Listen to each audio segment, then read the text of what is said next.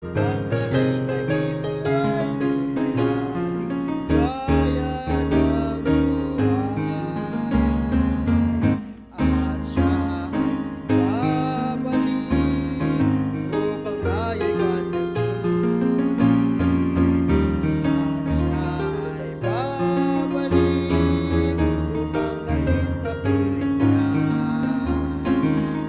Kaya ikaw kaibigan, magbago ka ng iyong buhay. Ang maging kay Kristo ay tunay na ligaya ng buhay.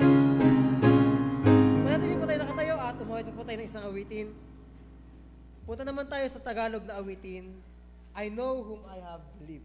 Di ko alam ang biyaya.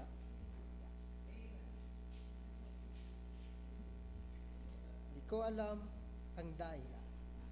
Biyaya, dahilan. Tagalog po ng I know whom I have believed.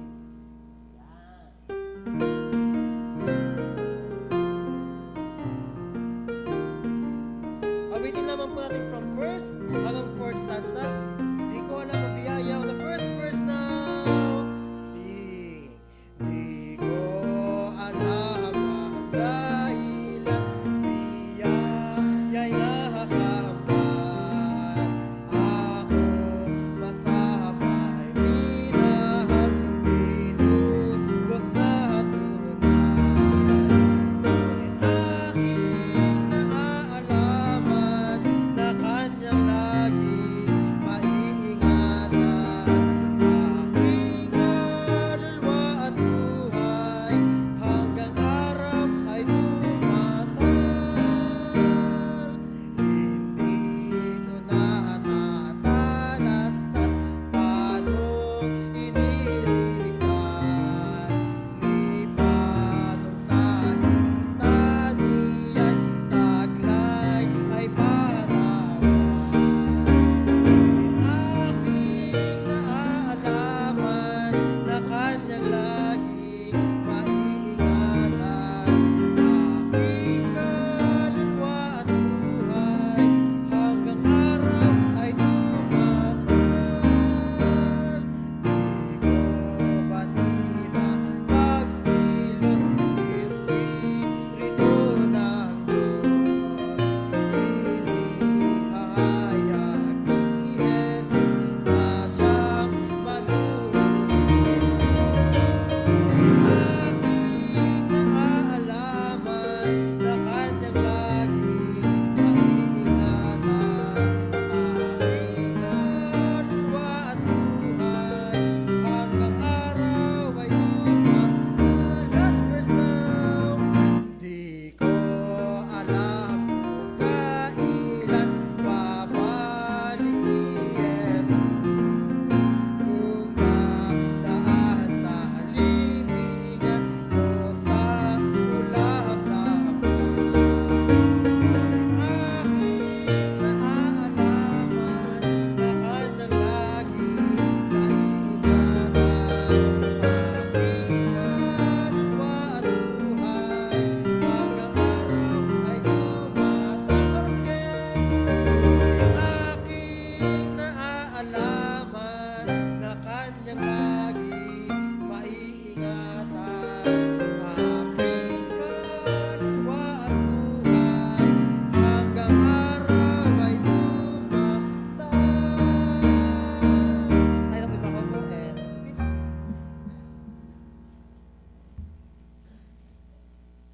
Okay, good morning. Okay, good morning po sa ating lahat at sana tayo ay masigla ngayong umaga. Masigla ba kayo ngayong umaga?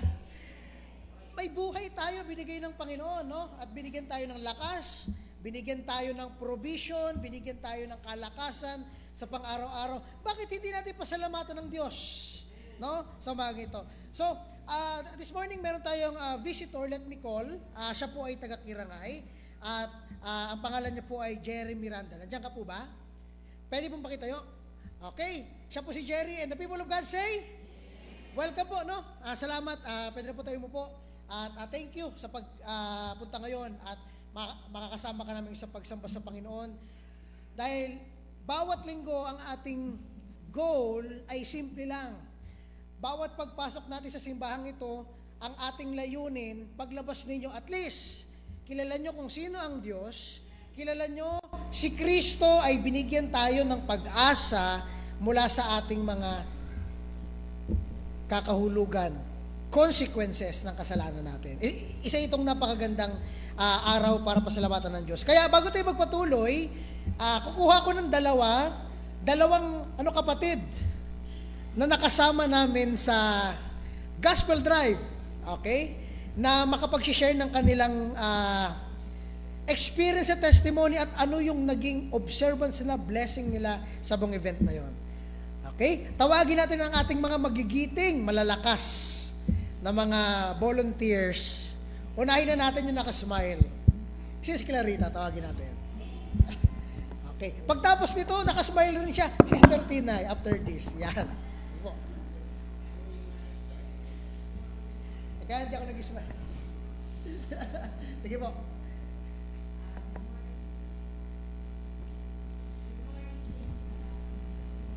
Ito lang po, sis. Yeah.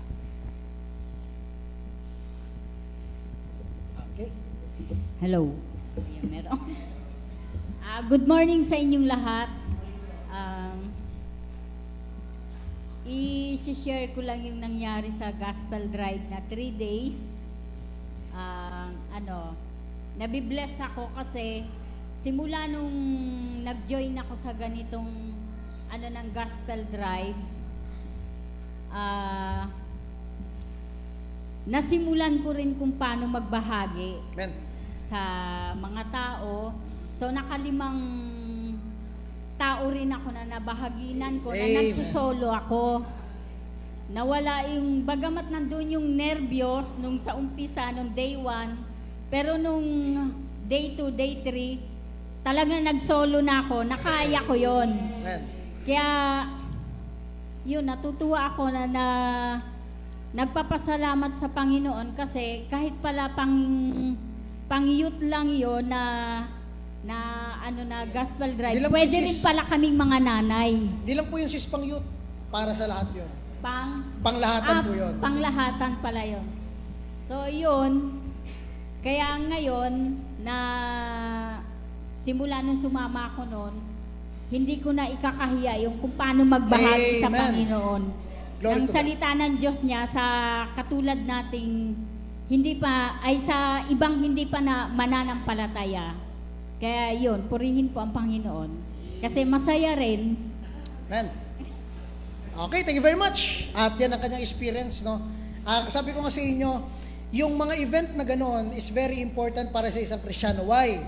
Dahil ang isang Kristiyano ay hindi siya mapapakali with the burden na meron pala siyang lakas, may boses siya.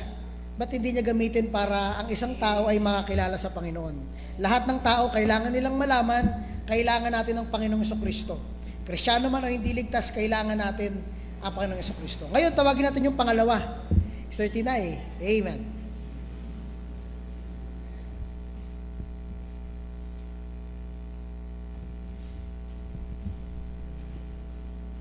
Mapagpalang umaga po sa bawat isa. Blessing ko po. Papasalamat po ako sa Panginoon na nakasama po ako doon sa Gospel Drive. Sa pangalawang araw na po ako nakasama sa UWAS. Opo, sa UWAS. Dalawang nanay po na sharean ko po doon. Opo. Tapos isang teenager na lalaki. 3 bata. Yung 3 bata kasi doon sa isang bahay, sila lang naiwan. Magpipinsan po sila. Wala yung nanay. Sabi ko, asan ang nanay niyo? Sabi, umalis daw. Kasi anong day po yun? Yung second day? Yung Friday. Ay hindi po. Ayaw po, Friday. Tapos yung isa pong natanong ko doon, kung nasaan si Christ.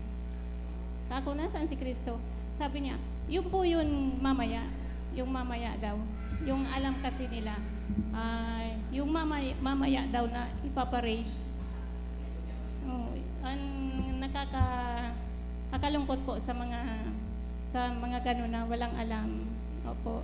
Kaya maganda pala yung lumalabas tayo para naipapahayag po natin ang salita ng Diyos. Yun po. Lima lang ata yung nabahaginan ko noon. Tapos yung kahapon, nakasama kasi ako sa street preacher. Street Apo. preaching. Mas marami yung nabigyan ng tracts. Kakalungkot, yung iba ayaw. May ganun talaga po. Pero salamat sa Panginoon, madami pa rin yung gusto. Amen. Nagpapa-thank you pa nga sila. Pag binigyan mo, thank you. Pero yung iba talaga ayaw. Isa lang yung nabahaginan ko doon kasi, naglalakad lang. Puro bigay lang. Napakaganda pala, maganda sa kalooban kapag ganun, nakasama ka. Kasi kung kailan ako tumanda sa kana. Yung mga malakas, mga bata pa, sana sa susunod, sumama po kayo kasi enjoy na enjoy. Sa Diyos ang papuri po sa lahat. Amen. Glory to God. Thank you very much po. Sige, at kuha pa tayo isa. Brother Lem, ikaw na. Halika dito. Ano yung iyong na-experience nung pagsama mo sa Gospel Drive? Kasi ito po ay mga first-timers, kaya ano yung natin Good morning po sa lahat. Based po sa experience ko po sa pagsama po sa Gospel Drive, una po, nakakataba po ng puso dahil nababahagi po namin yung salita po ng Diyos. At marami din po kami doon na nabigyan po ng tracts. Kaso po, na-assign po kasi po kami sa street preaching po. Opo. Kaya challenging po yung at least po, marami din pong mga nakinig na tao dun sa pagbabahagi po namin ng salita ng Diyos. Yun po. Binabalik po namin yung kapurihan sa Panginoon. Yun. Amen. Nabibless ba kayo? Sa ating mga naglakas loob na sumama. At yun talaga ay labor field na ministry. Bakit? Maglalakad ka sa init para lang maabot ang mga taong kailangan makarinig ng salita ng Diyos. Kaya itong isa sa pinakamagandang experience na mararanasan nyo sa inyong buhay. Sumama kayo sa soul winning, sumama kayo sa pag-share natin ng gospel sa Bible studies. Dahil diyan nyo makikita na ang gospel na pinag-uusapan natin dito sa ating mga mananampalataya ay may kakayahan magbago ng isang tao. May kakayanan magbigay ng buhay. Kaya ito ang napakagandang focus ng Christianity. Hindi yung Baptist, hindi kung ano-anong reliyon. Ang focus ng lahat ng ito ay makikita lang lahat kay Kristo. Wala nang iba tayo na pwedeng ipagmalaki kundi si Kristo. Kahit lahat tayo na nandito sa loob, iba-ibang ating karir, iba-ibang mga pinagkakabisihan natin sa buhay. Students, professionals, yung mga elders natin na nandito. Iba-iba yan, pero nagkakaisa tayo sa anong bagay. Lahat tayo ay binigyan lang ng awa ng Diyos. No? Ito ang katotohanan na dapat malaman ninyo ngayong umaga. Kung hindi ang Diyos nagbibigay ng mercy, ng awa, ng grasya, matagal na siguro tayong wala dito. Ganun ang grasya ng Panginoon. Kaya, sa ating pagpapatuloy, kakanta pa tayo ng isa, awitin natin yung isang hymnal na nagsasabing, sobrang dakila ng pag-ibig ng Diyos na hindi ko maisip kung papaano binigay niya yung kanyang buhay sa akin na hindi naman dapat bigyan ng pansin. Sa atin na mga makasalanan na hindi naman dapat bigyan ng ganong klaseng pagmamahal. Pero, amazing love, how can it be that thou, my God, shouldst die for me? Let's all stand, katahin natin ng And Can It Be. Let's call Brother Don para tugtugan tayo. Brother Don, please. On hymn number 250, let's call Brother Don. Brother Don, awitin natin ang 1st, 2nd, 3rd, 4th stanza. Intindihin ninyo ang mga message dito sa lyrics. Intindihin natin.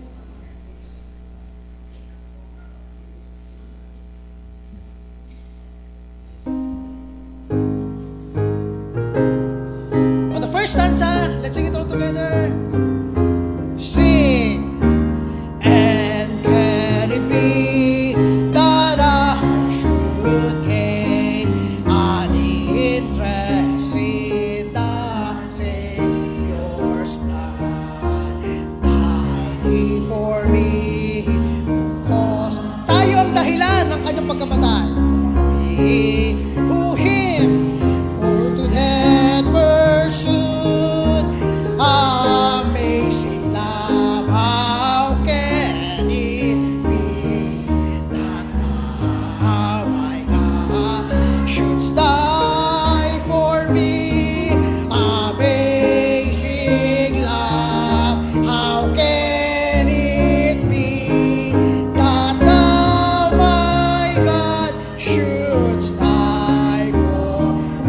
a second now. Let's sing this with all focus doon sa verse na ito. Iniwan niya ang trono ng kanyang ama. Isa siyang makapangyarihan Diyos, pero tinapon niya yung lahat para lang bigyan tayo ng pag-asang maligtas. On the second stanza now, sing. He left his father's throne above, so free, so infinite His grace, amen, and rid himself of all but love, amen, and for Adam's helpless race, this mercy all immense and free, amen. Oh, praise my God, it brings, amen. Amazing love, how can it be that thou, my God, shouldst die for me? On the third stanza now. Long my imprisoned spirit lay, fast bound in sin and nature. Thine eye diffuse a quickening ray. Ano nangyari? Inilawan niya. Dadaan John's flame with, hindi lang tayo niligtas, pinalaya. Change fell off, my heart was free. I rose, went forward and followed thee. Amazing love, how can it be that thou, my God, shouldst die for me? Sa panguling stanza, kantahin natin ito ng walang tugtog.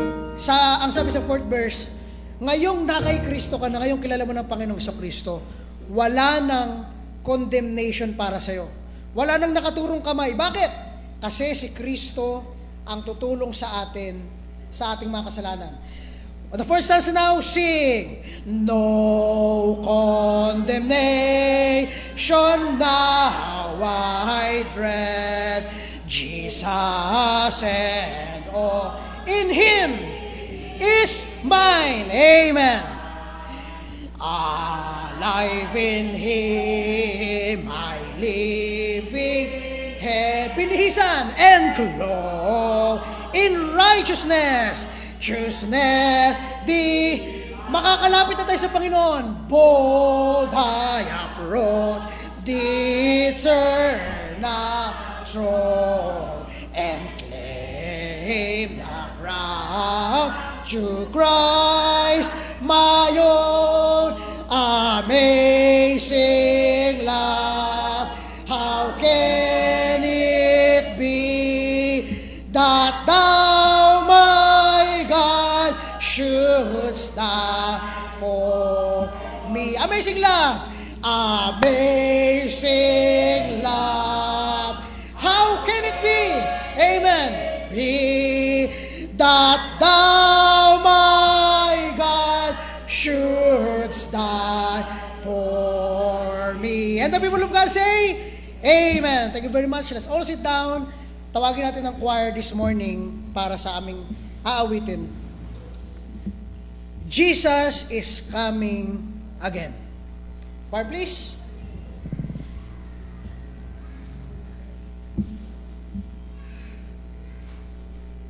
Magbabasa po tayo ng maikling verse tungkol dito.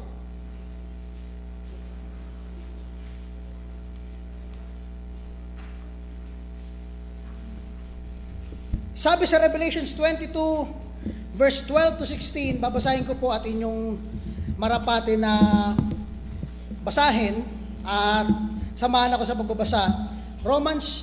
Revelations chapter 22, verse 12 to 16. Sabi sa verse 12, and behold, I come quickly, and my reward is with me, to give every man according as his work shall be. Sabi dito, I am the Alpha and Omega, the beginning and the end, the first and the last. Ako ang simula, ako rin ang katapusan. Blessed are they that do His commandments, that they may have the right to the tree of life and may enter in through the gates into the city. For without are dogs, sorcerers, whoremongers, murderers, idolaters, and whosoever loveth and maketh a lie. Sabi sa verse 16, I, Jesus, have sent mine angel to testify unto you these things in the churches. I am the root and the offspring of David and the bright and morning star. Darating ang panahon, babalik ang Panginoon, at malapit na siya bumalik. Ang question sa ating lahat, tayo ba ay pinatawad na ng Diyos? Tayo ba ay niligtas na ng Diyos? Tayo ba ay may kasiguraduhan na makakasama natin ng Diyos pag tayo ay nawala na sa mundong ito? Ikaw lang ang makakasagot niyan, at ikaw ang may kakayanan para tanungin ang sarili mo, handa na ba ako sa pagdating ng Panginoon? Pakinggan po natin ang awiting Jesus is Coming Soon.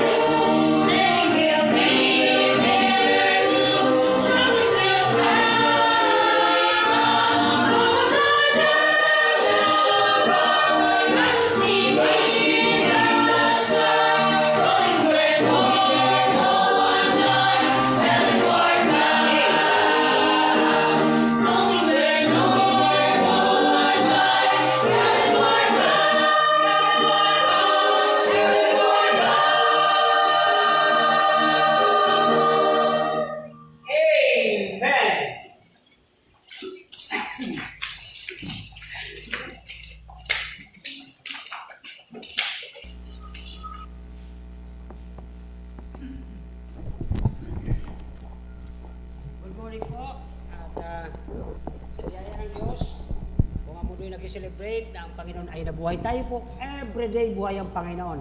Kahit ilang taon pa magdaan. Ano po? So, purihin ng Diyos. Kanina po, napaganda ng ating sunrise service. At parang kanina habang kumakanta ang choir, parang gusto ko nang umuwi ng langit.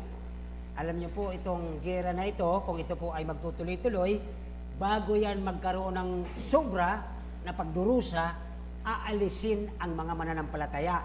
Nananampalataya po ba kayo sa Diyos?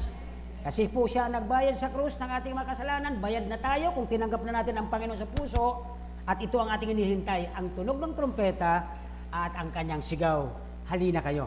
So yun po ang maganda rito. Ngayon pong umaga, at tayo magpakatagal sapagkat ay may connection po ang ating lesson ngayong umaga sa mga nagtapos sa elementary, sa high school, at college. Meron ba? Wala yata ang college. Pwede bang ma-request yung mga tapos sa grade 6, sa grade 12? Pwede po sa harapan kayo? Pwedeng palit muna yung iba, dyan sa second row. Mayroon po ba? Yung mga ano bang tawag doon? Kasi magkamali ako ng word na gamit. Nag-moving up. Okay. Mga nag-moving up. Asan yung mga nag-moving up natin? Dito. Okay. Kasama kayo? Hindi. Hindi kayo. Okay. Asan na po? Ano yung mga nag-moving up? Dito na po kayo sa harapan. Ato si Gela. Okay. Ito po yung maraming honor. Okay. Lahat naman kayo may honor. Okay. Sino po? Sige na po, yung mga dito na kayo. Si Fiona wala din. Ano po, medyo nasa ibang lugar yata. Okay? So, makinig kayo maigi. Ang ating pong pag-aaral ngayong umaga, since nakonektado ito sa ating mga nag-graduates, panahon namin graduate ang tawag, ngayon pala ay moving up. Hindi moving on. Moving up. Ayun na naman yung mga may sa puso. Mag-move on na. Okay, meron tayong present na. Kasama kayong dalawa? Dalawa, hindi naman. Tatlo lang silang present. Okay, tayo magsita yung lahat at buksan natin ang nasa Proverbs chapter 3, verse 5 and verse 6 lamang po. At ito po ay hindi lamang po siguro itong mga nag-graduate o nag-moving up na ito ang kasama dito, kundi lahat po tayo na mga anak ng Diyos. Nandiyan na po ba ang lahat? At sabay-sabay nating babasahin. Proverbs chapter 3. Iba pala yung nakalagay sa aking Bible. Tandaan. Proverbs 3. Okay. Kung yan na po, say amen. Bawat isa. Okay. Tapos basahin na po natin ang verse 5 and verse 6. Dalawang verse po at napakayaman ito. Ngayon yung matutunghayan kung gaano ito kayaman. Na ito'y binilin sa mga adult na anak ng Diyos at sa mga anak ng Diyos na mga susunod sa atin. Verse 5 and verse 6. Siguro simulan natin sa verse 1 para mahaba-haba hanggang verse 10. Okay? Abutin natin sa may 10. Okay? So salitan po, verse 1, verse 2. Verse 1 po kayo, ready? Read. My son. Keep my commandment. Verse 2, kayo po. For length of days and long life and peace shall they add to thee. Pakinig na kayo maigi, graduates, makinig kayo. Verse 3, let not forsake thee, bind them about thy neck, write them upon thy table of thine heart. Verse 4, so that in good understanding in the sight of God and man. Nahuli po ang man, God muna.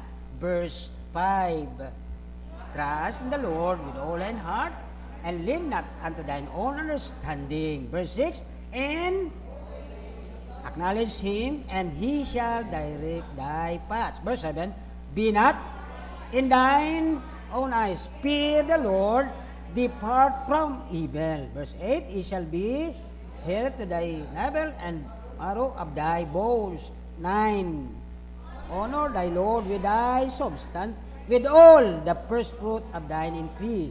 10, last, so that and thy presses shall burst, and with new wine. Yung verse na yun, mga kapatid, kapag tayo pala ay sumusunod sa kalooban ng Diyos, hindi sa gusto lang natin, talagang mawawasak ang lalagyan mo. Mawawasak ang taguan mo ng iyong pinagkatiwala ng Diyos sa iyo dahil ikay natagpuang matapat bilang anak ng Diyos. Tayo po ay manalangin. Nagilang Diyos, salamat po sa umaga ito sa pagbabasa ng salita. Salamat po na sa ngayong panahon kami po ay nandito upang papurihan ka, dakilain sa lahat ng ginawa mo sa amin. Kayo po nagbayad, kayo po ang tumubos sa pagkakasangla namin sa kasalanan.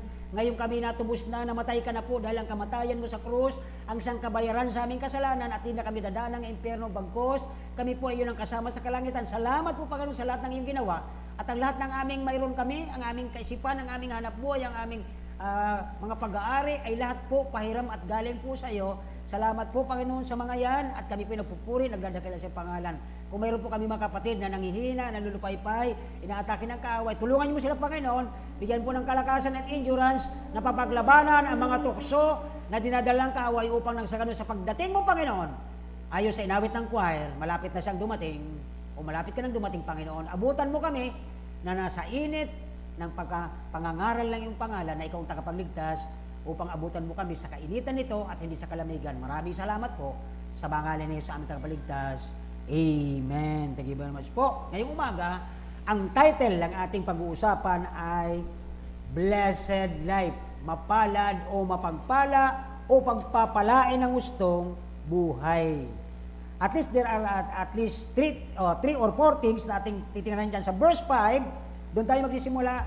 Balikan natin po ang verse 5 na ang sabi po dito, kung inyo pong titingnan ulit, ang verse 5, number 1 ay nakalagay doon ang word na, ano yan? Ano ibig sabihin ng trust? Ano ibig sabihin ng trust? Hindi nyo alam ang Tagalog ng trust? Bicol. Ayun ang Tagalog. Okay? So yan po yung word na yan. Kanino daw tayo magtitiwala?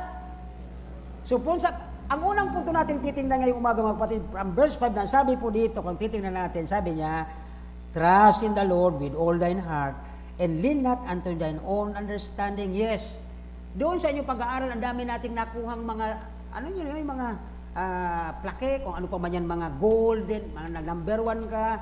Pero ang tinutukoy po ng Biblia, ayon po sa sinulat ni Solomon, bago tayo po magpatuloy sa ating titingnan dyan sa verse 5, verse 6 po, ang second point natin titingnan, ang sabi doon sa verse 6, in all thy ways, sa lahat ng gagawin mo, ang sabi doon, ano yung word na nandyan sa pangatlo?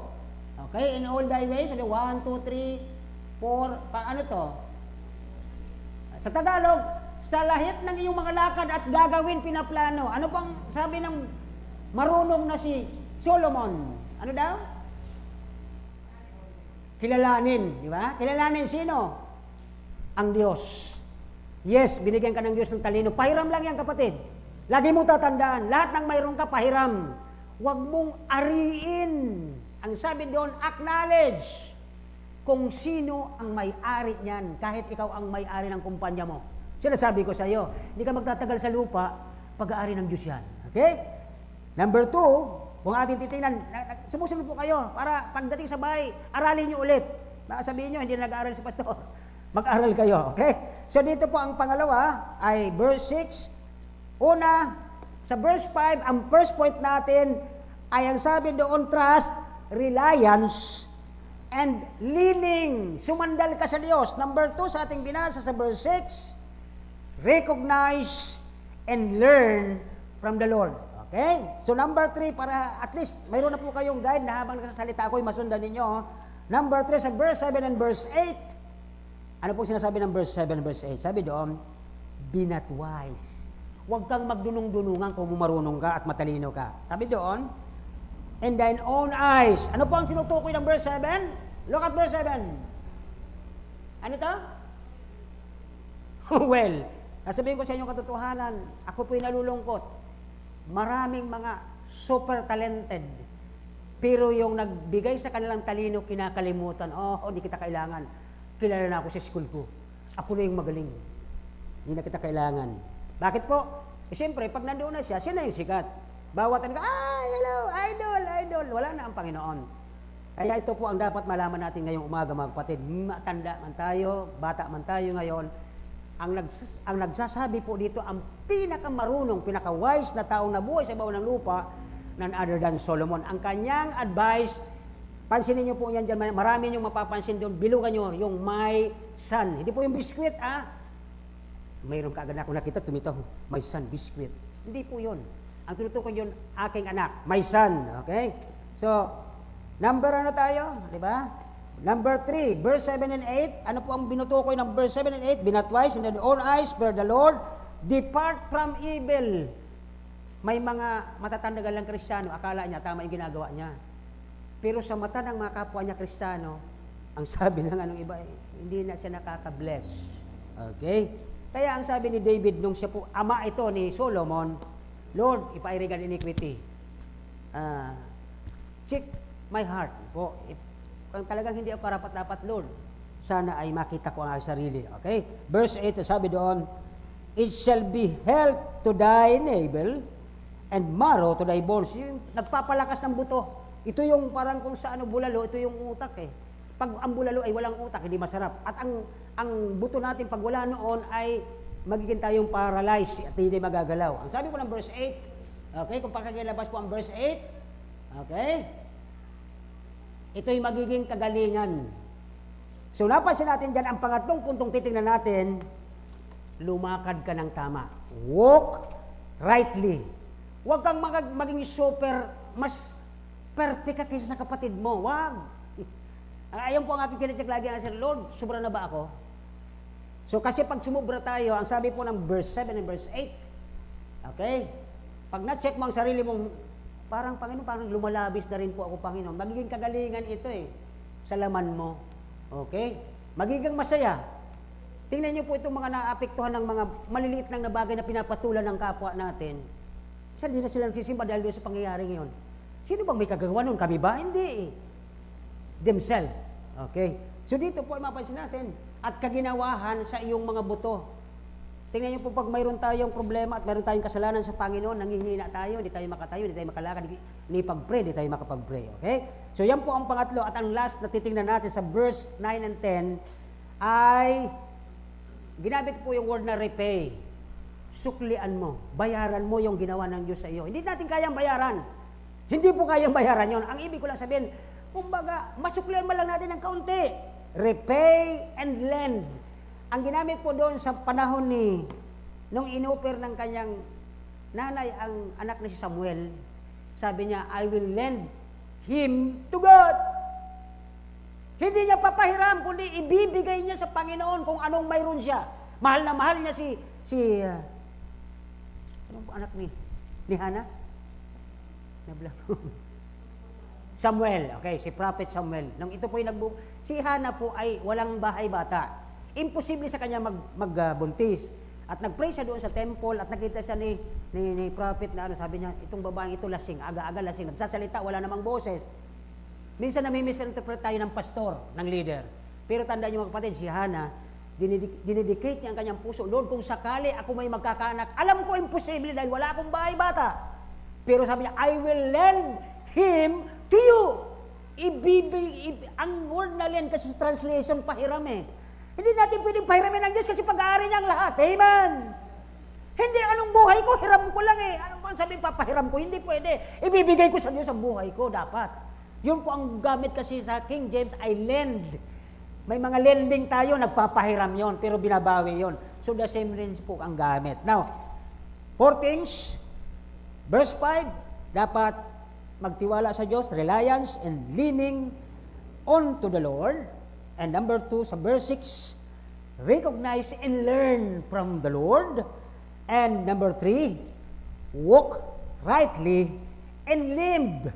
Mamuhay ka for the Lord. Verse 7 and 8. And number 4, repay. Lord, ano bang pwede natin gamitin na? Lord, ano mang mayroon ako? Sa iyo itong Panginoon eh. Okay? Repay and lend to the Lord. Verse 9 and 10. So balikan na po natin bilang introduction sa verse 1. Pansinin niyo po ang verse 1. Pakilabas po ang verse 1. Ito po ang inyong tatandaan kapag tayo tatakel o aaral ng isang chapter. Tingnan niyo po ang pambungad na salita ni Solomon bilang pinakamarunong na tao na nabuhay sa ibabaw ng lupa. Number 1 is, bilang intro, sabi doon, pakilabas po yung verse 1. Ang sabi po ng chapter 3, my son. Okay? Verse 1, pakilabas. Okay? Ayan, napansin niyo po ito? Bakit tinuturing ni Solomon tayong mga tatay, kayong mga nanay at kayong graduates ngayon o kaya nag-moving up? Bakit kayo pinapalalahanan mga anak? Sabi ni Solomon. Bakit po? Okay? Sapagat dito, ang sabi niya sa verse 1, kung inyo pong underline na inyong mga Bible, sa iyo naman yan, anong sabi dito? Bilugan nyo. Habang kayo nag-aaral, habang kayo papatapos sa secondary at pagdating ng college, ito ang lagi nyong nakadikit sa inyong mga utak. My son, forget not. Anong sabi dyan? Batas ba ni Solomon yan? Batas ba ni Solomon yan? Yan ba'y batas ni Solomon? Ang tinutukoy niya pong Milo ay hindi po yung Milong iniinom natin, kundi yung batas ng salita ng Diyos. That is the law of God. Kaya walang sino mang makakarating sa pinakamagaling na tuktok ng opisina kung hindi ka nagkaroon ng pagsunod at pag-alaala sa mga batas ng Diyos na kung saan ito ay itinuro sa atin. Okay? So pansinin niya po diyan, maraming tao sa panahon natin at marami siyang natutunan dahil sa sila yung mga top-notcher, pinapadala sa ibang bansa, at pag nandun sila sa ibang bansa, lalo silang hinahasa para ma-serve nila ang na-receive nilang kind of instruction mula sa kanilang mga teacher. Ang problema, pagbalik sa kanilang mga sariling bayan, ay wala ang kapakumbabaan, kundi ang kayabangan na kami ay nakarating ng ganito, kami ay nagpasimuno ng ganito, na ang nagpahiram at ang nagbigay na Diyos. Sabi ng verse 1, forget not the word of God. Ang sabi ng Bible, honor your... Okay, alam naman ninyo yan. So, it is, nakita natin dito sa verse 1 and hanggang 4, okay? Ang isang teachable spirit, he is willing to listen. Pero yung mga taong may sariling diskarte, kahit ang pastor pa niya, hindi niya pakikinggan, you know what? Mas matalino ako sa pastor ko eh. Bakit ko pakikinggan siya? Oh, dito po, ang sabi po dito ng verse 1 ni Solomon, forget not the law or the Bible or the Word of God. He is willing to listen and at sabi dito, he is not know lahat ng mga alam niya, akala niya, alam na niya. Pero mayroon pong spiritual na katotohanan na ang Holy Spirit lang po nagbibigay sa ating kaisipan sa isang taong flesh ang nasusunod. Na siya na lang ang magaling, siya na lang ang dakila at wala na ang Panginoon.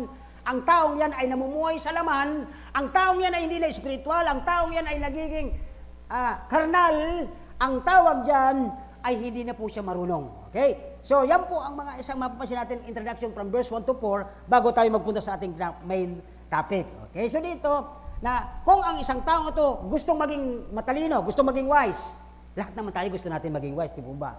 Then, the place to begin is in reverencing God. Magbigay galang sa Diyos na kapag ibinibigyan natin ng galang ang Diyos na nagsabi ng mga batas niya, 10 utos na nga lang, di natin masunod lahat. And how much more, ang whole Bible pa kaya? So doon pala mga kapatid, mapansin natin dito, if a man wants to be a wise man, okay, dapat tayo magbigay ng tiwala na sundin natin, obey natin ang salita ng Diyos na ating nasa kamay. And by the way, bago tayo patuloy, sa ating po bang mga moving up na ito, nagbabasa pa po ba kayo ng Bible? Ay, salamat. Nagbabasa pa naman. Okay. So, nakapat mapapasin natin ang pinakatibok ng ating puso, okay? Na sa ating mga magulang din, ganun din naman po ang pagtibok ng kanilang mga puso sa atin. Okay? Ang gusto namang magulang natin, yung pinaka-best sa atin. The same with God, na kung tayo ang sabi niya dyan sa kanyang sulat sa Proverbs, inaari niya tayo mga anak ng Diyos sapagkat tayo naniwala kay Kristo sa kanyang sakripisyo sa krus. At ang sabi doon, nung tayo po'y naniwala kay Kristo, yung kabanalan ni Kristo, napunta sa atin, kaya tayo po ay we are in Christ, kaya tinawag tayong Christian. So therefore, ang gusto ng Diyos sa atin ay yung pinaka-the best. Bakit po hindi natin natatanggap ang pinaka-the best sa atin?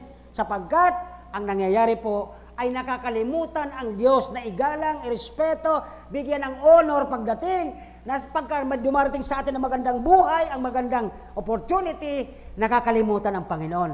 by making yourself in danger of developing yourself as the number one and not the Lord your God. Ano po? Napapractice minsan ito ng isang tao. Kaya dito po natin makita mga kapatid sa ating introduction na ito, napakahalaga pala ang verse 1 hanggang verse 4 na sinabi na Solomon doon, my son. Okay? Wag. Wag at wag. Okay? So number 1 po natin titingnan sa verse 5, ang ating reliance, sapagkat ang sabi niya dyan, trust in the Lord. Bakit po? Bakit tayo kailangan magtiwala? Ang ibig sabihin ng reliance, rely. Okay? Sa Kanya lang tayo umasa. At ang sabi doon ng pangalawang word ay lean. Sumandal sa Diyos. Hindi sa kakayahan natin. Ang sabi ng verse 5, trust in the Lord with all your heart. Okay. Bakit po sinabi po ito ni Solomon sa bagay na ito, na ang sabi niya, in-advise niya bilang isang ama sa kanyang anak, mga kapatid. Solomon is speaking to his son as a warning. Ano ba ang warning sa atin? Sa ating tatay, sa ating mga anak, sa ating mga graduates, na dito po napansin natin, never forget God's word. Yun po ang pinakapunto ng verse 1, my son. And verse 5, sabi niya, never forget my law. At ang sabi po dyan sa verse 5, na si Solomon dito, winawarningan po tayo. Never forget God's word. Ang sabi dyan, my law. So Solomon po dito ay ginagay ng Panginoon dahil siya po ang pinaka marunong at matalino sa panahong iyon as God's word that he had internalized yung kanyang personal na buhay. Hindi lang po yung basta alam mo, Kristiyano ka, Kristiyano po ako. Hindi yung ganun lang madali sabihin. Dapat yung mga nasa paligid natin nakikita ang bunga ng totoong pagiging Kristiyano mo. Para sila naman mismo, kahit hindi ka magsalita ng soul winning, sabi niya, saan ka ba nagpupunta pag Sunday? Diyan lang. Kasi gusto ko sumama kasi iba ang buhay mo sa buhay ng kilala ko eh. Yung kapatid mo, iba rin sa buhay mo. Kaya gusto ko sumama sa iyo. Dapat na-internalize, na-i-apply natin ang ating napag-aaralan sa law of God na ang sabi ni Solomon, forget not the law or the word of God. Bilang mga estudyante, mga kapatid, darating po kayo doon sa pagdating nung ang pinakahuling exam ng isang graduate sa college ay ang company exam. Di ba? Lahat naman tayo nag-a-apply, di ba? Pag-apply mo, hindi naman pwedeng tatawagin ka tapos di ka mag-i-exam, walang ganon. Pinag-i-exam pa rin yan, okay? Para makita kung talagang fit or qualified ka doon sa kanilang hinahanap. Now, pangalawa po, hindi lamang sabi ni Solomon dito bilang warning, okay? Ang sabi doon ng Biblia sa verse 5, trust in the Lord with all your heart. Ang ibig sabihin ng with all your heart, okay? Let your heart keep His commandment. Ang puso mo manatiling humawak dito, hindi yung kaisipan natin, kasi pag kaisipan natin, punong-puno ng kuno ano, nawawala. Pero kung ang puso mo nakadikit dyan, ang salita ng Diyos, bawat decision, bawat diversion ng mga plano mo sa buhay mo, nakikita mo ang Diyos nagsasalita sa ating buhay. Kaya doon po kayo pagpapalain ng Diyos. Hindi ang magulang yung magsabi, anak, ito ang magaling sa Indian Bus. No! Never dapat nating, hindi naman sasabihin, hindi na papakinggan, kundi tingnan ninyo kung talagang yung ba ang kalooban ng Diyos. And by the way, the late Brother Sam nagsabi sa akin nung buhay pa, nagtapos siya ng engineer, pero yun ang gusto niya. Di ba? Sabi ko nga, patay na pero gasalita pa. Bakit po ako nangyari ang ganun? Ba't nagtapos ka ng engineering tapos hindi pala yung pinupurso mo? Sapagkat hindi yan ang gusto ng puso ko. Di ba? At nung nakita niya ngayon ang kalooban ng Diyos sa kanya, kahit ang ganda ng posisyon niya dyan, hindi ko na sabihin kasi malalaman. Okay? Nandun siya sa pangalawa. Okay? Doon sa taas, nandun siya sa baba, at may hawak pa siya sa ilalim. Ang sabi niya, ito pala ang gusto ng Diyos na sinasabi niya sa Bible. Hindi pala yung gusto ko. Nanggaling po yun sa abroad. Okay? At nung nandito siya, ibinalik siya ng Diyos at dapat niyang kalalagyan. Mga kapatid, mga kaibigan, mga young people, pinagtatapos kayo ng Diyos, hindi ang mga magulang natin. Binibigyan sila ng hanap buhay dahil mahal kayo ng Diyos. Because ang sabi ng Biblia, my son, forget not the law of God. So pag tinignan mo ang law of God, nandun pinag-aaral naligtas mga magulang natin, nakakilala mga magulang natin, although hindi lahat sila.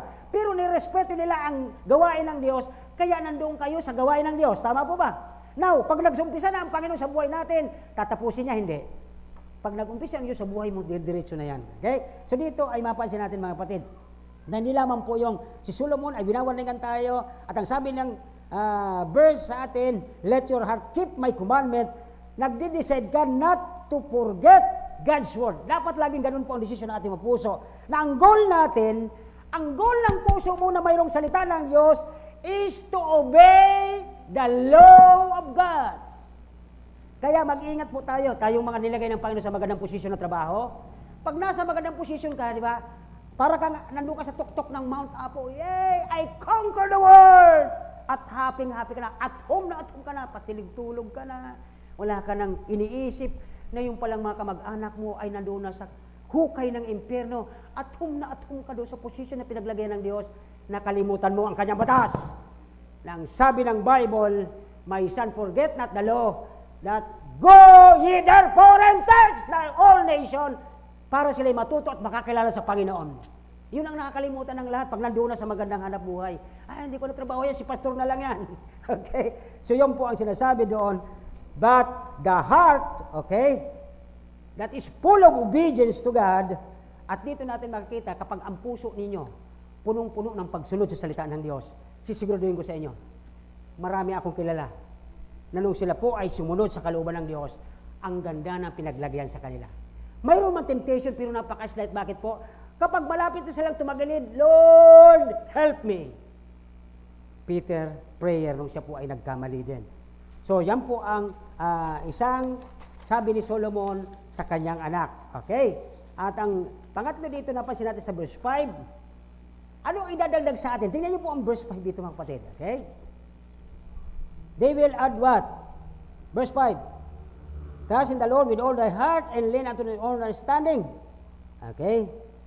Nasa verse 5 po ang kasagutan doon. Ano po ang idadagdag sa atin ito pag tayo ay mayroong benepisyo? Ano bang benepisyo sa Bicol? Okay? Benefit. English pa rin, okay?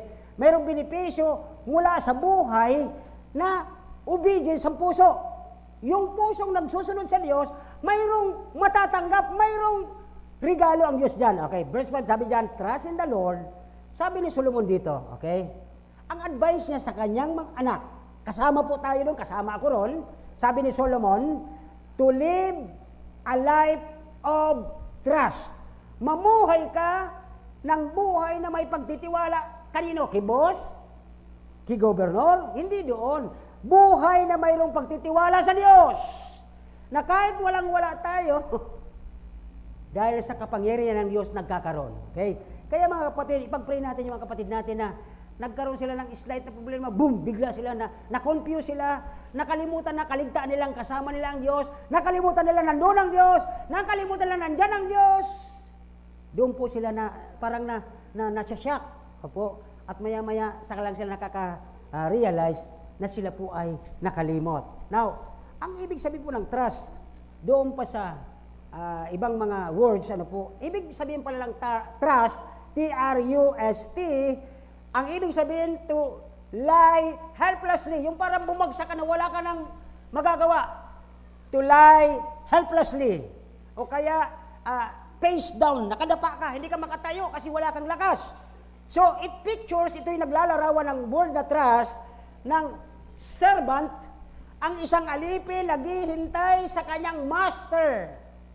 Kanina, diniscuss sa ating morning service, sa ating sunrise service, mas maganda yung master kasi servant ka Pag ikaw ay may master, binayaran ka lang nito kasi alipin ka lang, tama?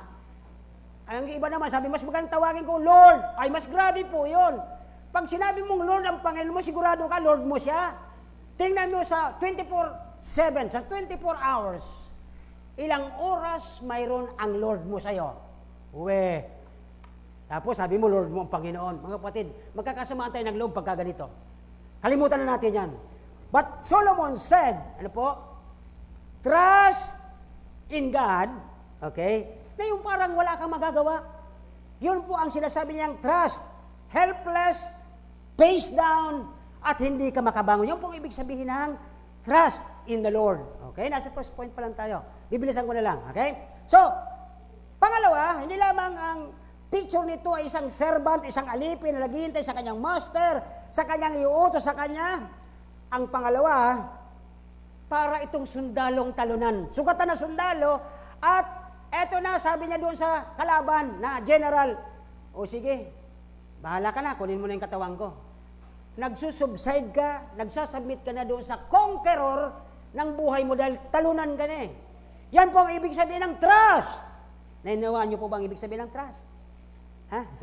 Katatlo na lang kayo natira sa maraming mga ano. Alam niyo ang ibig sabihin ngayon ng trust? Yung buong tiwala ka sa Diyos na wala, kahit yung parang wala kang kakayanan, o bahala ka ng Panginoon. Yun po ang sinasabing trust in the Lord. Okay, verse 5. Kaya ito pong napakahalaga pala nito. Ang pangalawa po dyan, mapasin ninyo, with all your heart. Paano kung ang puso ng mga kabataan natin ay hati? Nakikiboy yung isa, ang kalahati nakipamily. Wala pa sa Panginoon, ay grabe na yon. Mas okay pa sana kung ang kalahati sa Panginoon, ang kalahati sa boyfriend o sa girlfriend, medyo okay pa. Ay, ang problema, wala ang Panginoon eh. Ito sa boyfriend, ito sa family. Ito yung sa trabaho, ito yung... Ay, grabe ng puso yan. Di ba? Look at this. With all your heart. Okay. Alisin mo na ito, Dine. Okay? Bilugan mo yan. Mag-drawing ka ng puso. Oh, ano yung siling? Oh, subukan nyo. Mag-drawing ka ng puso. Bahala ka kung ilang hati gawin mo. Pag-apatin mo, pag-dalawahin mo, pag-isahin mo. Kanino ang pusong yan? Ano yung siling? Kanino yung pusong yan? Mag-drawing ka ng puso. Kanino yan? Ki-boyfriend? Ki-girlfriend?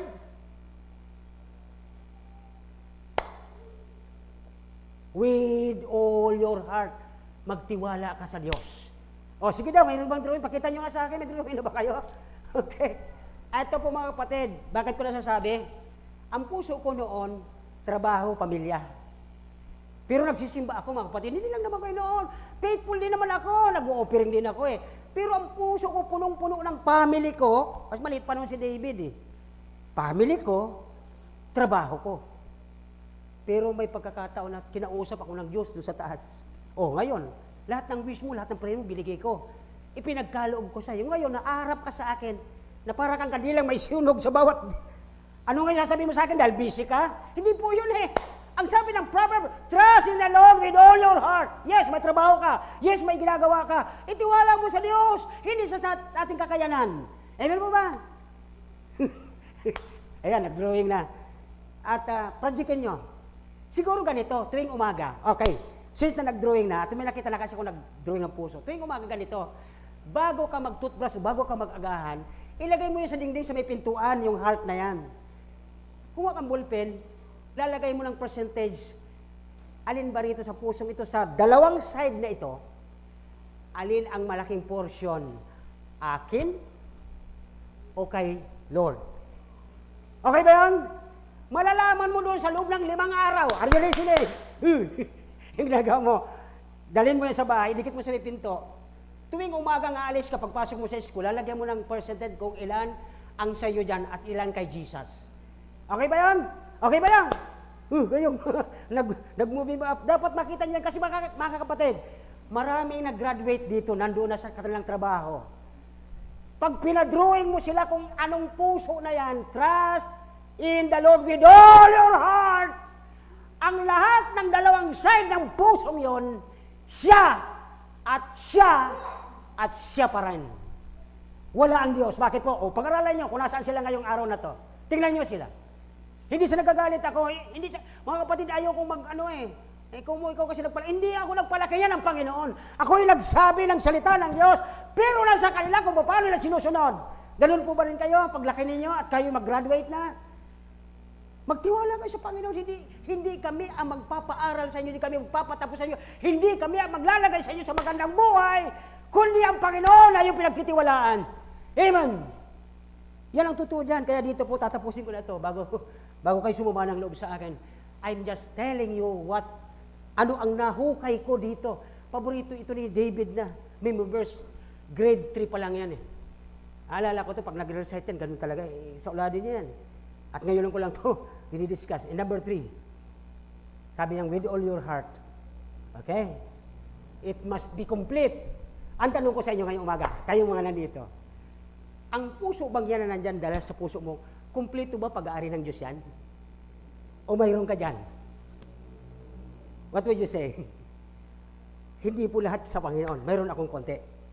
Sana konti lang. Kasi pag mayroon ka pang konti dyan, kayang kontrolin ng Diyos. Tama? Pero kung lahat yan sa'yo, wala ang Diyos sa presensya ng puso mo, ikaw ang nasusunod sa buhay mo. Tama? Tama ba? Naintindihan niyo po ba yun? Now, kung ikaw nasusunod sa buhay mo, wala ang Diyos, ano ang pupuntahan natin? Warning ni Solomon yon. Ang sabi ng warning niya, magtiwala sa Diyos ng buong puso. Kaya dito po sa pangalawang side ng verse 5b. Okay? Ibig sabihin ng distrust na ito, yung trust na ito sinasabi dyan, kapag nagtiwala tayo ng hati, kalahati lang, half-half, 50-50, and then, mas malaki ang tiwala sa sarili natin, ang ibig sabihin, tayo ay failed, hindi tayo talaga totoong naniniwala sa Diyos. Bakit? 50% sa atin at 50% sa nagagawa natin. Lahat sa iyo yan eh. Wala naman yan pag-aari ang Diyos. Samantalang sabi mo, tinanggap mo ang Panginoon ng buong puso, tapos ang nasa puso mo, ikaw, at ikaw pa rin. Nasaan ang Diyos doon? Huwag na tayong magsinungaling dito mga kapatid, sapat lahat tayo mga binayaran ng Diyos, lahat tayo makasalanan, kasama ako, makasalanan ako, hinugasan ng dugo ni Kristo, binayaran sa krus, tapos wala akong kakayabang-bayabang, sapagkat anumang mayroon ako, ay galing sa Diyos. Yun po ang totoo yan, mga kapatid, kung kayo ay magtitiwala sa Diyos at doon sa Kanya nakarely, okay? Nakasandal at wala tayong kakayanan, magkakaroon kayo ng good life. That is our team. Kaya dito po sabi dyan, lean not on your own understanding. Ang karamihan ngayon, hindi na kailangan ang counseling ng mga nakatatanda. Mamayang hapon yung pang lesson ko. Nakatatandang lalaki, nakakatandang babae, ano ang purpose ng Diyos? Ba't kayo nandito sa church? Mamaya makinig kayo para maunawaan niyo ang inyong rule. Hindi kayo basta lang kinuha dito. Sapagat sabi dito ng Biblia, distrust, lean not your own understanding, trusting God with all in our hearts. Ang ibig sabihin, to decide to put away our understanding. May sarili tayong pangunawa eh. Alisin natin po ito, and the trust in His understanding, especially declared doon sa kanyang salita sa Bible. So dito po ay ang sabing lean not, huwag tayong umasa, do not rely on our, may isang theologian, sabi niya, ang ibig sabihin nitong lean not, nandiyan po ba yan? Okay, ayun, sana yan? Ayan, ito po, underline ito. Lean not, yan lang, dalawang word. Ang ibig pala sabihin, nakakita po kayo ng crutch, yung may pilay na may, anong tawag doon? Saklay, di ba? Anong tawag niya dito sa Bicol po? Sister Paking? Saklay man. Okay, saklay pala yan. Akala ko Tagalog. Huwag daw tayo magtitiwala sa sirang saklay. Nakakita na ba kayo pilay tapos ang kanyang bali? Ay lalong matutumba yun. Yun po ang sinasabi ng lean not. Okay, yan po yung word na yon. Yan. Drawingan mo ng saklay na bali. Para madaling pagbasa mo, uy, hindi pala ako dapat magtiwala sa saklay o pagtitiwala sa sarili na sira din eh. So yun po ang ibig sabihin ng rely not o kaya lean not, do not rely on a broken scratches. It is on God, not on ourselves, that thou art commanded to depend. Okay, dapat tayo magtiwala. He who trusts in his own heart is a fool. Huwag tayo magtitiwala sa sariling puso, kundi magtiwala tayo sa Panginoon. Yun po ang binabanggit niyo sa verse 5. Number 2 na tayo. Okay, bilisan ko na po. Verse 6. Kung una po ay sabi doon ay isa na nga ba yung number 1? Anong first point natin ay okay, reliance and leaning on the Lord. Number 2, okay, i-recognize naman natin. Look at verse 6. Verse 6, nagsasabi, okay,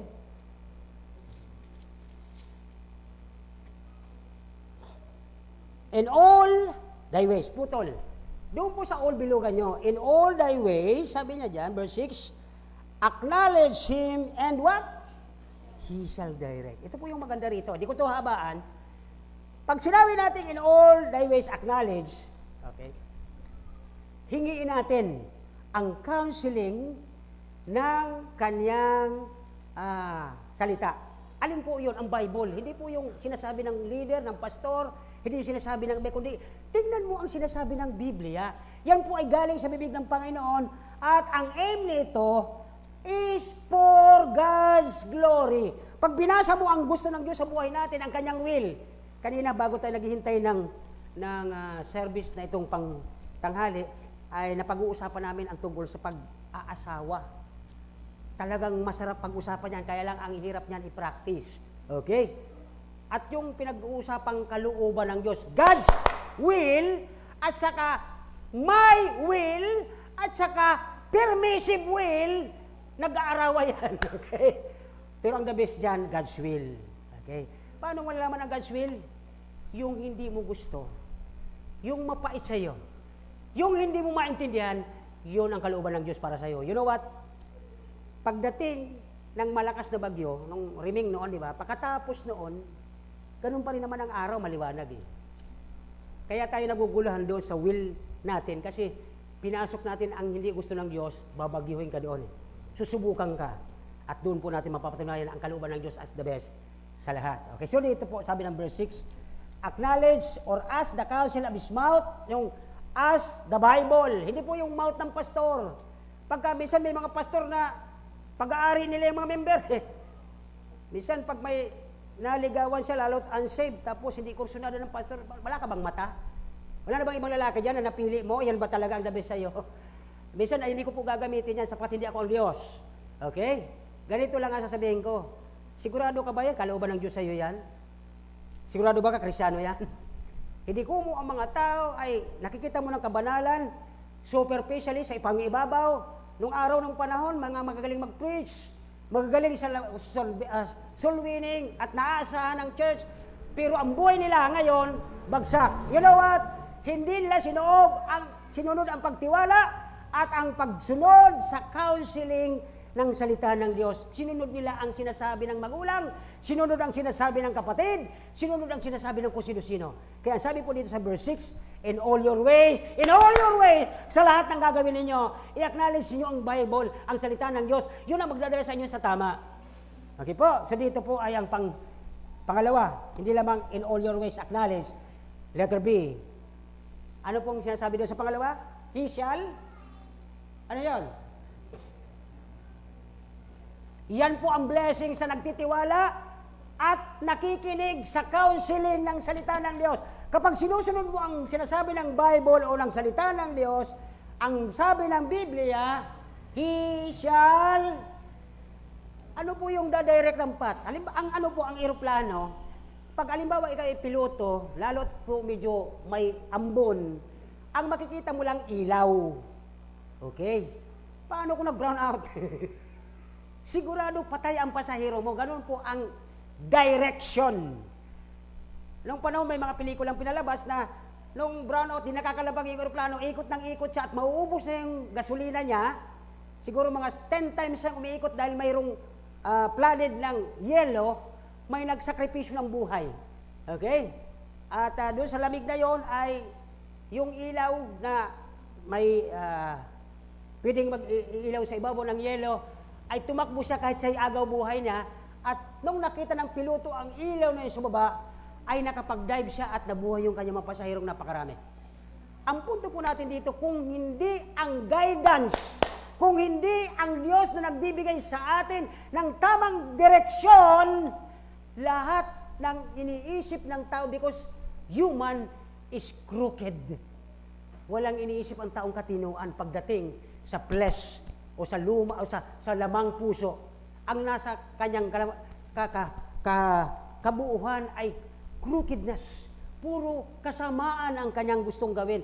Pero salamat, dahil po sa kaligtasan, sa biyaya ng kaligtasan ng Diyos, pinalitan ng Diyos ang puso natin ng pusong spiritual. Kaya tayo may takot sa Diyos. Kaya dito po, ay ang sabi Diyos, He shall direct your paths. Ano po?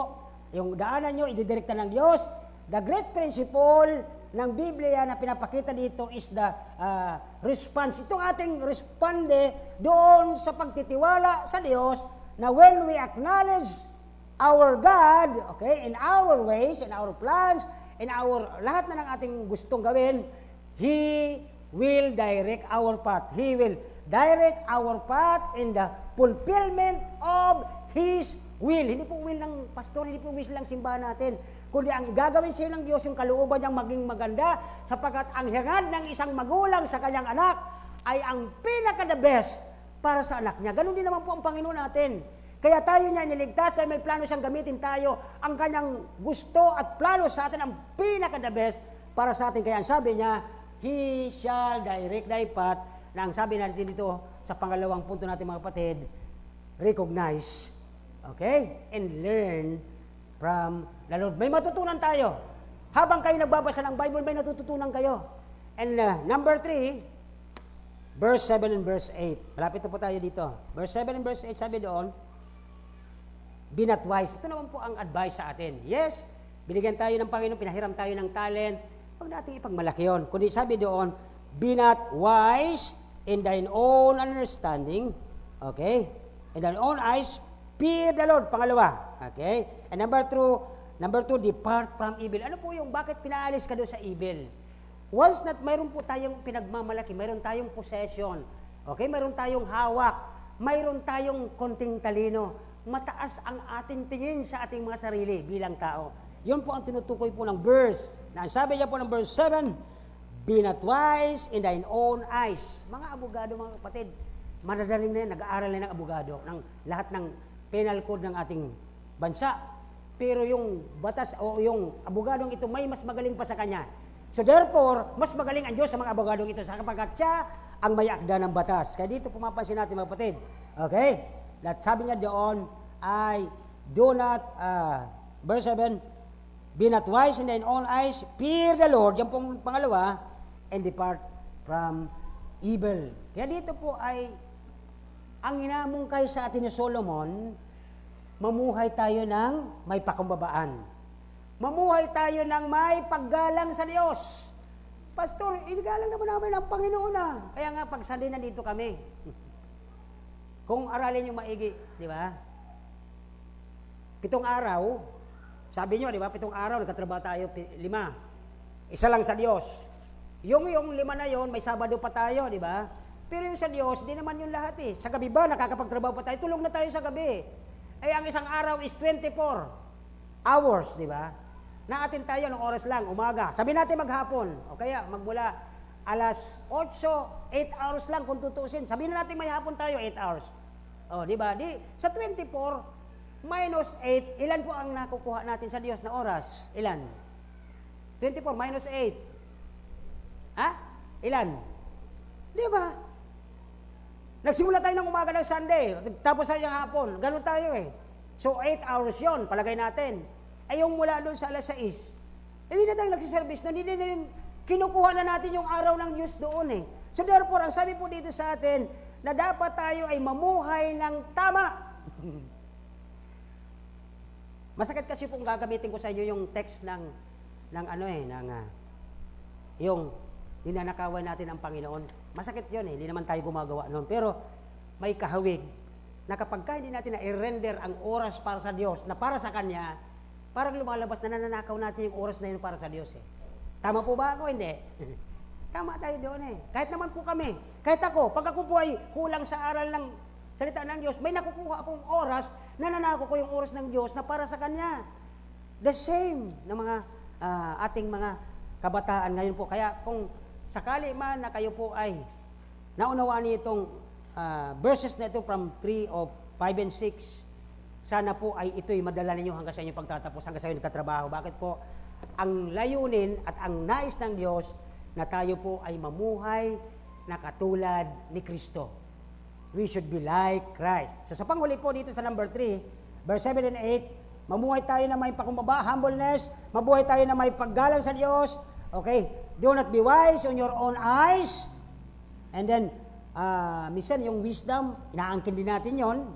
At parang mas magaling tayo kaysa sa nais ng Bible. Minsan nangyayari din po yun, no? Do not be wise in your own eyes. Okay? Huwag lumalaki ang ulo natin kapag para bang mas matalino tayo, di ba? Sa mga gumagawa o sa mga nagtuturo sa atin.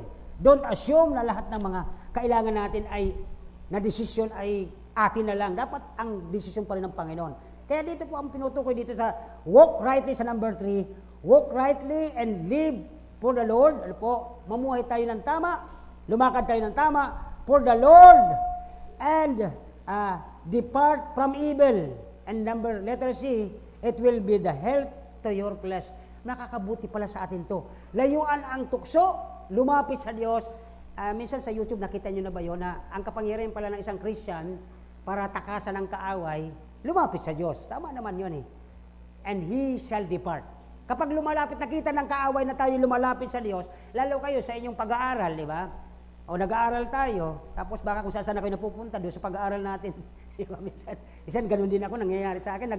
Nagkukuha lang ako ng mga synonyms at mga kahalintulad na words. Minsan napupunta na doon sa panunood. So, hindi lang po kayo nangyayari dyan, may tukso, okay? So, dito po ang sabi ng number 3 point natin sa verse 7 and 8, lumakad tayo ng may katwiran rightly. Ano po? May nakikita ang ating mga kasambahay, ang ating mga kamag-anak na right ang ating buhay sa sinasabi ng Biblia. It will be health to our flesh at tayo po ay lalayuan ng kaaway. Okay? Ang isang buhay na surrendered at nagtitiwala sa Diyos, okay, ay mayroon pong benepisyo. Ano po? Mayroon po tayong matatanggap. Yung kabutihan ng ating katawan, at dito po ay mayroon po itong regalo ang Diyos. And number 4, panghuli. Okay? Verse 9 and 10. Okay? Huwag niyo pong isipin na ako'y magtuturo ng giving.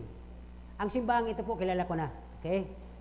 Ang mga kapatid natin dito, tayo po ay hindi tayo sinasabihan para tayo ay magbigay sa Diyos. No. Hindi tayo nagbibigay ng offering para suhulan ng Diyos. Para, Lord, bibigay ko to para bigyan mo ako. Hindi po ang Diyos na susuhulan. Nagbibigay tayo sa Panginoon dahil mahal natin ang Diyos. Nag-uumapaw ang pasasalamat, Lord. Salamat sa binigay mong ito. At dahil mayroon akong nahawakan sa pinagkaloob mo, i-lend, I will give it to you abundantly. Umaapaw. Pag binalik naman Panginoon, alam din nyo naman kasagutan yan. Tingnan nyo po ito. Okay? Verse 9 and 10. Okay, verse 9 and 10. Sabi doon, okay, parangalan. Hindi po sinabing mag-offering ka. Kundi kung saan ka nilagay ng Diyos, magaling ka, may negosyo ka. Ang sabi po ng Biblia, honor, di ba? Sa English, parangalan mo. I-honor mo ang dapat, di ba? Halimbawa, ang nagbigay sa akin ng 100,000 ay ito, tapos ang ino-honor ko ay siya. Eh di ba unfair yun sa kanya? Tama? Eh ang nagbigay ng 100, siya. Pero ang ino-honor ko ito. Unfair yun, di ba? Sabi, hindi mo na ako sa'yo nagbigay, tapos ako ino-honor mo. Yun po ang ibig sabihin. Kung bakit ang mga anak ng Diyos, ang mga binabantayan niya, na nagsusunod, nagtitiwala sa kanya, ay pinagpapala. Bakit po sila pinagpapala? Sabi baga doon, and it shall be benefit. It shall be, sa verse 7 and 8, di ba? Sabi doon, tingnan na po natin. It shall be health to thy navel. Sa verse 8, pakibalik muna ang verse 8 ayon, okay? Dalawa pala yan. Sabi ng verse 8, okay? It shall be health to thy navel and marrow to thy bones. Karagdagan po ito pagkat po mayroong utak yung buto natin. Ang tawag doon, pag may mga cancer, ano yung karamdaman ng anak ni Pastor, bone marrow yun, di ba? Yung cancer sa bone, ang hirap hanapin ng panglagay na yun na utak sa buto, kaya nagka-cancer yung bata, kabata-bata pa. Nagdurusa yung mga magulang niya. Pero alam niyo, may kalooban ng Diyos dyan. Bakit po? Para magkaroon siya ng glory. Imposible, pero pag tayo nagtiwala sa Diyos, walang imposible sa Diyos, tama? Yan po ang iyong tutunguhin. Kung kayo nagtitiwala sa Diyos bilang kayo yung mga pinagtapos na sa lugar na ito, nagtitiwala kayo sa Diyos, maliban kayo may tiwala sa Diyos, kayo ay nire-recognize ninyo ang Panginoon, at maliban na nire-recognize ninyo, lumalakad kayo ng tama, at ang panghuli, i-repay nyo. Susuklian nyo ang ginagawa ng Diyos sa buhay niyo, na pag kayo mayroon na, at hawak nyo na ang pagpapala, Lord, ibibigay ko sa iyo to, sapagkat galing sa iyo to. Hindi ito galing sa akin. Look at verse 9 and 10, okay? Pakilabas mo doon yung may Tagalog doon. Ayan, verse 8, 9. Yung may Tagalog. Yan. Okay, 9 and 10 yan. Asan yung 8? O sige, dyan na nga lang. parangalan mo, o honor, sabi ng English ay honor, sabi sa Tagalog, parangalan. So therefore, kapag mayroon ka, nagkaroon ka ng magandang biyaya, nagkaroon ka ng magandang trabaho, Lord, binigyan mo ako ng ganito, hindi ko po ito inaasahan. I will honor you. Doon ka magbibigay kung anong binigay ng Diyos, isinusuli mo lang sa Kanya. At ang kapalit niyan, mga kapatid, pagpapalang walang humpay. Sapagkat ang sabi ng versikulo po, ay habang pinarangalan mo ang Diyos, Panginoon, mula sa iyong kayamanan, at ang mga unang bunga ng lahat mong ani, sabi ng 10, sa gayon. Ano daw? Ano to? Pag inuunor mo siya, hindi po yung giving eh. Nagpapasalamat ka lang, hindi ka nagbibigay, nagpapasalamat. You are honoring God sa binigay niya sa'yo. Ano bang binigay sa'yo? Tapos, akin tayo. Pinagpaguran ko ito, Panginoon, akin to, akin yan, akin yun. You are not honoring God. Ang sabi doon, okay, parangalan mo ang Panginoon mula sa iyong kayamanan. At ang sabi doon, sa gayon, mapupuno ng sagana ang iyong... Alin po yon? Ilan ba ang imbakan nyo ng bigas sa bahay? Kami po 4. Pagka minsan walang laman lahat yon. Pero nagugulat kami, biglang pag sinipa ako ngayon, may laman na. Sino kaya bumili? Di ba? Yan po sa bahay, hindi naman kami nagpaparahingi kasi pagkat alam namin, hindi pa kami nagsasabi sa Panginoon, ang Diyos alam na yon. Mga kapatid, ayaw ko lang kasi baka ma-open kayo dahil paano kami, wala kaming binibigay. Ito po yung sinasabi natin mga kapatid eh. Hindi sa wala kang binibigay dito. Hindi sa wala kang ambag. Kundi magbigay ka ng honor. Okay? Parangalan mo lang ang Diyos. Anong mayroon ka? Wala, Panginoon. So, yung buhay ko, Lord, i-honor ko sa iyo. Yung buhay ko lang, Lord, nandoon ako. Nakaupo ako, Lord, salamat. Ako'y ligtas na. Ako'y nabubuhay pa rin. Kahit wala kaming inulam, kagabi wala kaming kinain kanina. I will honor you. Amen? Yan po ang tandaan ninyo, mga estudyante. May time, walang pamasahe, bibigay mamagulang, honor your God. At pagdating mo doon sa sakaya, nag-iisip ka pong tutuloy ko ba? Hindi, wala akong pamasahe. Tapos nakita ka nung classmate, oh classmate, palilit na tayo, halika na. Wala akong pamasahe, halika na. Pagdating doon, binigyan ka pa ng pang-snack mo doon. Yan po ang mga impossibility, pero kaya ng Diyos yun. Because God love those who trust in Him. Nagtitiwala po ba kayo sa Diyos? Repay and lend. Hindi isusuli, hindi pahiram. Suklian, hindi natin kaya suklian. So, Lord, anong mayroon ko? Hawak ko ngayon? Bibigay ko sa iyo. To show, number 1, to show that you trust the Word of God in all your heart. Mga kapatid, minsan, ako po nagpipray, Lord, sana itong mga pinagtapos mo at nilagay mo sa napakagandang mga trabaho, sana lagi nilang nasa puso with all their hearts. Lord, ano mang mayroon ako ngayon, babalik ko to sa iyo para, alam ko, hindi ko to bibigay kayo para bigyan mo ako. Hindi ang Diyos suhulan. Hindi ang Diyos piling parang sugal. Tataya ko to. Hindi po ganun ang Diyos. Ang sabi po ng verse 9 and 10, parangalan mo, i-honor mo, Lord, thank you. Sa nakamit kong ito. Kaya sabi niya dyan sa pagdating sa 10, sa gayon, ito ang pangako niya kapag nag-honor ka sa Diyos. Pupunuin niya. Ilan man lagayan mo, may bahay ka rito, may bahay ka ron, may bahay ka ron. Lahat ng lagayan mo dyan, ang sabi ng Diyos, pupunuin niya yan. Parang health and wealth, pastor, health and wealth gospel, hindi po. Okay? Ino-honor mo ba ang Diyos? Bahala na ang Diyos sa iyo. At yan po ang kanyang pangako. Okay? Sagana ang iyong imbakan at aapawan ng bagong alak ay iyong mga sisidlan. Now, ang ating bang buhay ay nagbibigay honor sa Diyos. Nakapagtapos kayo, anong honor isusukli mo sa Panginoon? Lord, salamat sa aking natanggap sa aking school. Kayo rin pong hindi nakatanggap, Lord, salamat sa aking pagpapatuloy. Iyon po yung ating mga maihandog sa Panginoon. Honor Him by thanksgiving because I know, sabi ng Panginoon, ay kung anong kailangan mo, alam ko na yun bago ka pa humingi. Kasi sa Old Testament, mga kapatid, ang mga Hudyo, nagdadala sa kanila sa pamagitan ng mga unang bunga. Old Testament yun, hindi naman New Testament tayo na eh. Okay? Exodus 13 yun. At sa kanilang bunga ng kanilang mga lupa. So sa panahon natin ay honoring. Paano mo siya u-honor? Paano mo siya papasalamatan? Kung anong natanggap mo, pasalamatan mo ang Diyos. So, ang ating lalagyan, ang ating mga bones will be filled with plenty. Ang ating spirito ang mapupuno ng pagpapasalamat. God is the master and the distributor of the unlimited na resources na galing sa Diyos. Now, alam natin mga kapatid ngayong umaga, okay, na tayo po ay pagpapalain ng Diyos upang at tayo inaalagaan niya, upang tayo ay magtiwala. Kung kayo nagtitiwala sa Panginoon with all your heart, ang sabi po ng verse 5 and 6, basahin lang po natin ulit. Okay?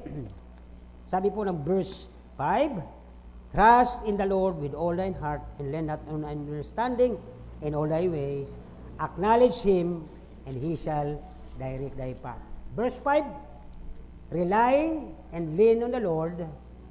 Sa verse 6, ang sabi doon, recognize, kilalanin mo kung sino ang Diyos at kung sino ang may-ari ng buhay natin and learn from Him.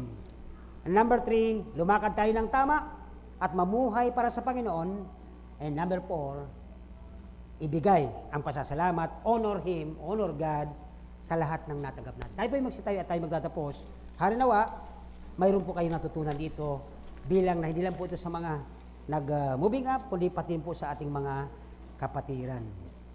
Nagilang Diyos, salamat po sa umaga, salamat po sa biyaya namin natanggap na sa pagtitiwala ng buong puso sa iyo na hindi half-hearted, hindi apat na hati ang puso, kundi sulong-sulo mo, Panginoon, na anuman ang nais mo, anuman ang gusto mo sa Biblia, ay magawa namin.